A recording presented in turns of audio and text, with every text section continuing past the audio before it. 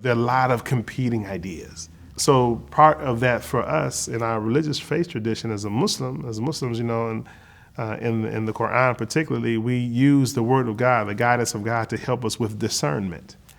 To say if someone's promoting an idea, for example, that maybe it has a short-term gain but a long-term hurt to us too. Islam says we have to take into account the factors, and the consequence of doing certain things. God says that He only intends good. He makes all things good, and He only accepts what is good.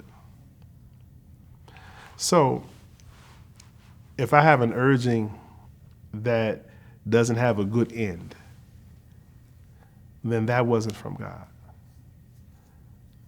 So this idea of using Islam puts heavy emphasis on intelligence. Heavy emphasis on intelligence. In fact, the figure of Abraham, or Ibrahim in Arabic, Ibrahim, that figure of Abraham is a picture. He's a picture of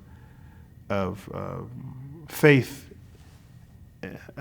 He embodies the marriage of faith and intelligence, and how he was searching for faith, but he didn't give himself over to things that weren't worthy of his devotion.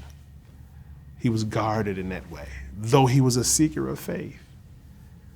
That these two properties can coexist within us. There's a story, I'm sure perhaps you're aware of it, and where he's searching for God, and he looks upon the star. He sees the star. And he said, this is my Lord.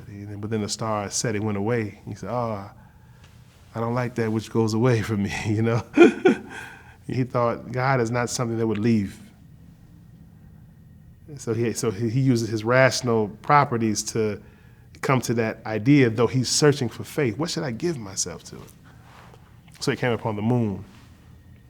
This is my Lord, And then the moon also went away. The day comes, the moon goes. He said, pray, I will not be guided unless God guides me. So he was searching for faith, but it didn't require him to put down his intelligence while he was doing that.